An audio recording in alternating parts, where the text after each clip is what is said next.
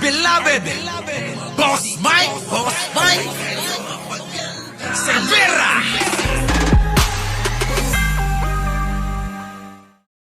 Oo. Sa ganito kayo manood, papaliwanag ng may utak, maalam, maganda. Oo. Ganon ang papakinggan ninyo. Mga kababayan, sabi ko di baling huwag na kayo makinig sa akin eh. Basta makinig lang kayo, saan? Sa mga matatalino, may kredibilidad na na mga nagbablog. Oh, di ba? Pinagtutulakan ko nga kayo eh. Oh, pasok. Karapatan ng KOJC bilang isang simbahan, na SMNI bilang isang media outlet, at saka siyempre yung eskwelahan. Corny ha? Kita nyo, matalino, maganda. Saan ka pa? Oh, dito tayo. Na nasa loob ng Kingdom of Jesus Christ compound. Illegal po ito. Oh! Teka lang, sige, ulit. Mga mamamayan, Ulitin mo, attorney. Ulitin mo. Attorney Claire ha? Bati tayo ha? Bati tayo. na magkaroon ng seguridad sa loob ng kanilang mga pag-aari ng mga lugar. Ito po Oh, eto ha. Tingnan ninyo kung paano soplakin si Rocky ni Attorney Claire. Attorney Baklita at saka si Attorney Claire Maganda. Di ba? Magkaiba yun ha. Oh, sige. labag sa malayang pananampalataya dahil habang okupado po ng mga pulis, hindi po pwede magsamba ang mga nananampalataya sa KOJC. At ito po ay illegal din dahil ito po ay labag sa karapatang mabuhay lalo. Hindi ko po maintindihan. Sabi niya, labag ito sa karapatan na may-ari ng private property. Diba? Labag daw ito sa pananampalataya. At labag ito parang violation of right to life kasi may namatay. Okay? Tandaan natin. O sige, doon muna tayo sa right to life. Oh, yan na. Babanatan na. Ampirage. Naku, nag-abala ka pa. Thank you naman. Harry Roque, bago ka po magsalita, sana lang, Oh, Roque, makinig ka kay Attorney Claire. Ha, abogadong maganda tulad ni Attorney Camille Vasquez na abogado ni GM Mel Robles. Ha? Yan oh. Oh, sana lang daw. Bago ka magsalita, inaalam mo muna kung saan ang ugat, ang puno. Hindi yung nandudong ka kagad sa bunga. Palibasa kasi mahilig kayo sa bunga lang eh. Oh, hindi lang sa hotdog. Pati sa bunga, mahilig yan. Okay, tuloy. check nyo lang muna. Ako nga nagre-request ng pa-check kasi hindi ko naman alam yung buong nangyari, di ba? Basta meron namatay. Bakit? Anong cause? Tanong nyo muna. Kasi wala pa naman tayo masasabi na violate yung PNP eh. Na sila yung naging cause ng death, di ba? Correct. Hindi naman nakipaglaban. Di ba? Hindi naman nakikipaglaban yung mga yung mga kapulisan. Dinuduro-duro na nga ng ganyan, oh. Dot. Bawal manigarilyo, bawal manigarilyo. Oh, pwede manggahasa. Oh, ganun eh. Di ba?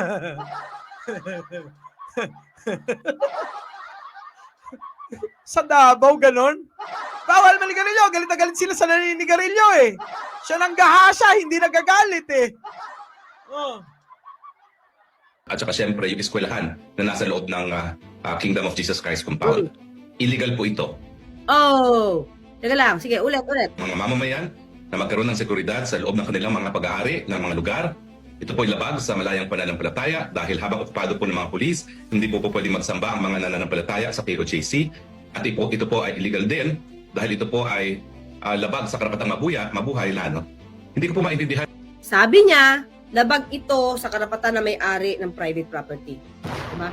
Labag daw ito sa pananampalataya. At labag ito parang violation of right to life kasi may namatay. Okay? Tandaan natin. O sige, doon muna tayo sa right to life. Tony Harry Roque, bago ka po magsalita, sana lang, pa-check nyo lang muna. Ako nga nagre-request ng pa-check kasi hindi ko naman alam yung buong nangyari, di ba? Basta meron. Oo nga, Rocky, pacheck mo muna. Daldal ka ng daldal, wala ka naman dun sa lugar. Si Rocky, daldal ng daldal, wala naman sa lugar. Di naman alam yung di ba? Eh, yung mga taga-KOGC, exaggerated din. Meron namatay. Bakit? Anong cause? Tanong niyo muna. Kasi wala pa naman tayo masasabi na violate yung PNP eh. Wala pa talaga, attorney. Wala naman. O di isampan nyo ng kaso kung meron. Para sa akin, mga kababayan, ulitin ko. Wala namang ibang sisihin dyan. Isa lang. Si Kibuloy. Si Kibuloy lang ang problema eh. Pinanalo na nga ng 12 dream skin eh. Para lang lumabas eh. Ayaw i-claim eh. Ano yung pain, Boss Mike? Na sila yung naging cause ng death, di ba? Bakit? Kasi, di ba, meron na nga daw history to eh, na hindi kumakain, hindi natutulog. Pacheck mo muna, di ba? Kasi kung ito man ay may Narinig mo yon. Dahil sa pagtatanggol niya kay Kibuloy na bula ang pastor, hindi na kumakain. Ganyan ang mga kulto eh. Di ba? Senior Aguila lang, di ba? Talagang lumalaban yung mga tao doon eh. Hindi kumakain, hindi natutulog, hindi nagtutubig, hindi nagkakadyot. Wala na. Si Kibuloy. Si Kibuloy habang nakatago, kadyot ng kadyot. Ano pa? Kain ng kain, sinisilbihan. Malusog. Samantalang yung taga-suporta niya, ayun, nagpipikit, walang kain, walang tulog. nangyari. Hindi PNP may kasalanan nito. Si Pastor Kibuloy. Dahil siya yung hindi sumusuko. Siya yung gusto niya, yung mga tao niya nagsasakripisyo for him. Narinig nyo? Yung mga tao niya nagsasakripisyo para sa kanya. Pero si Kibuloy, inuuto niya yung mga taong naniniwala sa kanya. Diba, no? Kailan kaya mauuntog ang mga ulo ng mga mahal nating mga DDS at mahal nating mga taga-Kojek? Kailan kaya mauuntog? That's the way I see it. So, di ba? Dapat sabihin kay Pastor Kibuloy, yung mga constituents mo, meron silang right to life, right to property. Dapat kay Pastor to sabihin. Di ba? Tama! Sabi ko nga kanina pa yung attorney. Kay Pastor talaga no? Si Pastor talaga may kasalanan eh. Di ba? Walang ya. Kawawang mga mukhang sugod mga kapatid. Yung mga mahal namin na mga dyan mga DDS. At mga taga-Kujik. Pasok! Kasi bakit? Siya yung nagpa-violate ng batas. Siya yung hindi sumusuko. Siya yung una nag-violate dito, hindi ang PNP. Correct! Siya yung nanggahasa. Siya yung humawak ng bundok ng tralala. Siya yung humaplos sa sariwang talaba. Hindi talaba yon. Oo, hindi talaba yon, tahong. Di ba? Siya yung unang nagpasok at labas sa nagdribble ba? At nag-shoot. Oo, sa ring ng Ati nang i-shoot. Ati nang i-shoot. Sabi ni Kibuloy, pakanta-kanta pa, Dearest. Oo, thank you naman Dearestness, thank you. Oo.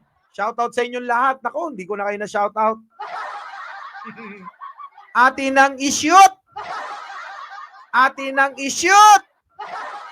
Ati nang i-shoot. Sundan nyo na. Sa babaeng minor de edad. Okay, pasok. Kaya nandiyan yung PNP kasi fugitive siya. Hinahabol siya ng batas. So, ba't hindi nyo tignan yung violation nung amo nyo? Oo nga! Kanina pa namin pinapaliwanag. Tignan ninyo. Yun na sinasabi ko kila Banat Bay Attorney. Ipaliwanag ninyo yung mga kaso na inirereklamo kay amo nyo. Kanino pa? Kay Kibuloy. May kaso. Talakayin nyo. Huwag nyong lituhin. Ang alin? Yung mga naniniwala sa inyo. Bakit? Bandang huli, kayo ang sisisihin ng mga yan. Di ba? Oh. bago sinasabi niyo violation ng PNP. Unahin niyo munang tignan anong mali. Attorney Harry Roque, lawyer ka pa naman. Oo nga, abogado ka pa naman, lawyer ka pa naman, sinasabihan ka lang ni Attorney Claire, oh. Di ba? Our beloved Boss Mike Cervera.